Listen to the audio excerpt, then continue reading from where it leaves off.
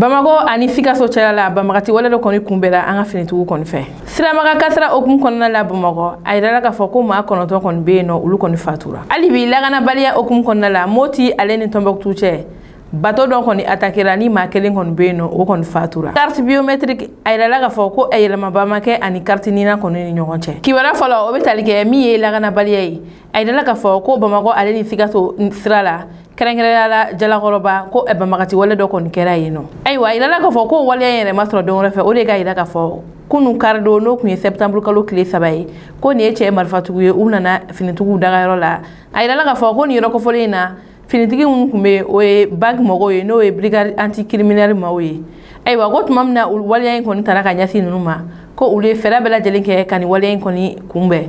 O sababuya la min ye finitigiw fanfɛla ye a yirala k'a fɔ ko maa 3 kɔni bɛ yen nɔ olu kɔni jogina. O maa 3 la a yirala k'a fɔ ko maa 1 kɔni bɛ ale kɔni ye finitigilaka ye nka tɔ 2 ninnu kɔni bɛɛ lajɛlen kɔni ye civil ye. Wa min ye ni cɛ marifatigi ninnu kɔni fanfɛla ye a yirala k'a fɔ ko u taara ka maa 1 kɔni sutu nka min ye finitigiw ye olu kɔni wulilen don ka sɛgɛsɛgɛ goloba nin yɔrɔ kofɔlen na k'a yira k'a dɔn maa minnu kɛra sababu ye ka nin waleya nin kɛ ani n'a sɔrɔ u ni maa wɛrɛ bɛ complicité la olu bɛɛ lajɛlen bɛ se ka minɛ cogoya min na. O hukumu kɔnɔna la u kɔni ye welewele bila min ye population ye k'a yira k'a fɔ ko n'u ye sigana ko ye u ka ci bila finitigilakaw ma walasa u bɛ se ka na a ko sɛgɛsɛgɛ cogoya min na. Ayiwa o tɛmɛnen ka bɔ yen nɔ min ye siraba kasara ye a yirala k'a fɔ ko maa 9 kɔni bɛ yen nɔ olu kɔni fatura. Ayiwa kibaruya minnu sera ma koɲɛ la olu y'a yirana k'a fɔ ko juma tɛmɛnen septembre kalo tile fɔlɔ Bamako kin dɔ bɛ yen nɔ ni a bɛ fɔ o ma Falajɛ ko Tour d'Afrique yɔrɔ la camionba dɔ bɛ yen ni ale yɛrɛ kɔni tun bɛ ka bɔ Senu ko ale kɛra sababu ye ka siraba kasara dɔ kɔni kɛ. O siraba kasara in a yirala k'a fɔ ko maa caman kɔni bɔnɛla a ni la sabula maa minnu bɔnɛla a ni la ko a bɛ taa fo maa 9 kɔni bɔ ɲɔgɔn kɔ kɔni na. Ayiwa o tɛmɛnen ka bɔ yen ko maa 7 bɛ yen nɔ ko olu kɔni jogina wa maa 2 bɛ o maa 7 la olu ka jogini kɔni juguyara kosɛbɛ wa maa minnu bɛ yen nɔ olu kɔni jogina ani fure ninnu k'u bɛɛ lajɛlen taara hôpital di Mali kɔni na. Ayiwa o tɛmɛnen ka bɔ yen ko nin siraba kasara in kɔni ma sɔrɔ dɔwɛrɛ fɛ ko de ye k'a fɔ camionba in ko ale yɛrɛ kɔni tun bɛ boli kojugu na n'o ye vitesse ye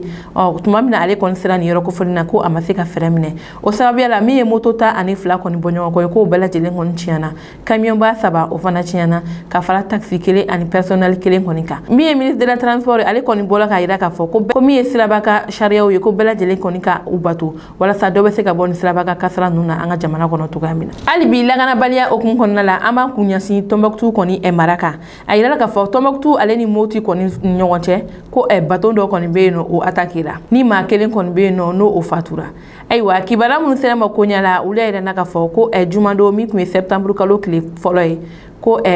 Moti ale ni Tombouctou cɛ bateau min bɛ o sira kɔni kan ji kan ni a bɛ fɔ o bateau yɛrɛ ma Comanaf ni a bɛ fɔ o yɛrɛ ma compagnie malienne de navigation fluviale ni a bɛ Moti ni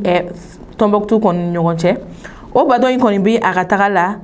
ko nin ye banbagatu ye k'o ye roquette kɔni fili ni bateau in kɔni ma. A ye tuma min na o waleya in kɔni kɛra ko min ye maa 3 ye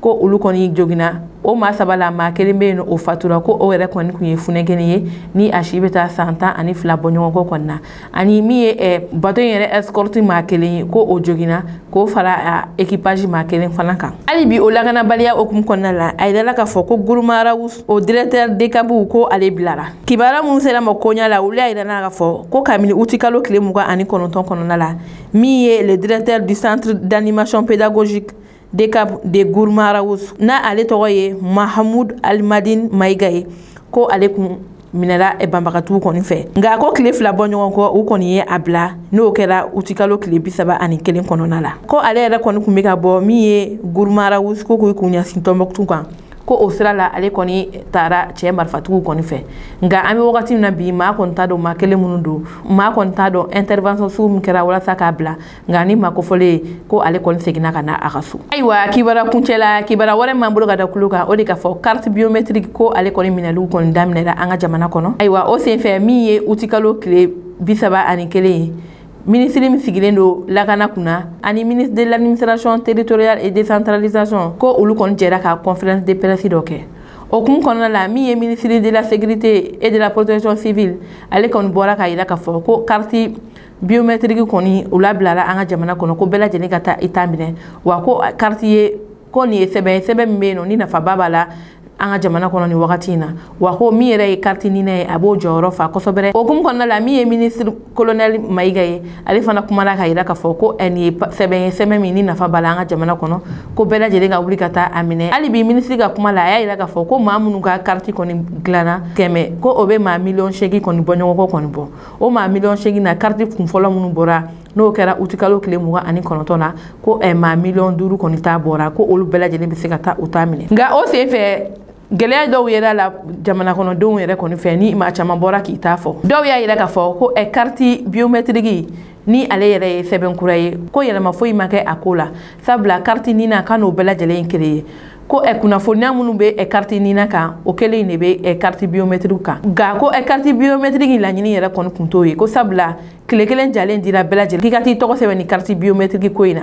o sen fɛ ko mɔgɔ caman y'a yira k'a fɔ ko olu bɛ fɛ yɛlɛma ka kɛ u ka carte la sabula dɔw ka kuma kɔnɔna la u y'a yira k'a fɔ ko min ye carte nina ye o wagati olu tun bɛ kalandenya la nka an bɛ wagati min na bi olu bɛ baara la olu bɛ fɛ o kunnafoniya ninnu bɛɛ lajɛlen ka kɛ u ka carte kuraw kan ani dɔw fana bɛ yen nɔ u woloyɔrɔw kɔni na yɛlɛma kɔni donna a la ko olu bɛ fɛ o ka kɛ dɔw fana ta kun ye u ka baara togoya ye o fana kun yɛlɛmara i n'a fɔ maa min kun bɛ yen ni a kun ye chauffeur ye u kun ye fɛn wɛrɛ bila o place la min ni chauffeuriya tɛ kelen ye maa caman ye yɛlɛmaniw kuma fɔ walasa u ka cartes bɛ se ka modifier nka a yirala k'a fɔ ko yɛlɛmali foyi ma kɛ wa min yɛrɛ ye maaw yɛrɛ kɔni kabakoya maa caman bɛ yen nɔ olu kɔni ka carte biométrique la u taara photo kɔni ta nka ko carte nina photo de kɔni b'a kan o hukumu kɔnɔna la min ye jamana kɔnɔdenw ye o y'a yira k'a fɔ ko nin waleya in kɔni olu ma se ka foyi faamuya la sabula nin bɛ ka yira k'a fɔ ko baara yɛlɛma foyi ma kɛ baaraw la ko carte nina ale ni carte biométrique bɛɛ ye kelen nka ko o ye ko ye ko min man kan tɛ ka kɛ sabula maaw la bɔra de ka taa tile kelen jalen kɛ walasa u bɛ se ka yɛlɛma kɛ u ka cartew kɔnɔna ayiwa an balimakɛ dɔ kɔni bɛ ale ka kuma kɔnɔna la ale y'a yira k'a fɔ ko ale ka sɛbɛnw bɛɛ lajɛlen kan ale woloyɔrɔ o ye baara ye nka ko a ka ni carte biométrique kan u taara ansonko kɔni k'a kan k'o ye gɛlɛyaba ye ko ka ɲɛsin ale kɔni ma o de kun na u bɛ ka welewele bila min ye autorité maaw ye u ka fɛɛrɛ kɛ gɛlɛya minnu bɛ maaw la ni carte biométrique ko la o bɛɛ lajɛlen bɛ se ka tunun cogoya min na ayiwa an balimaw ni ne kɔni kun ye an ka bi don kibaru ye ka da kulo kan aw ni ce ka kulomajɔ la aw k'an bɛn an ka don kibaru wɛrɛ kɛnɛ kan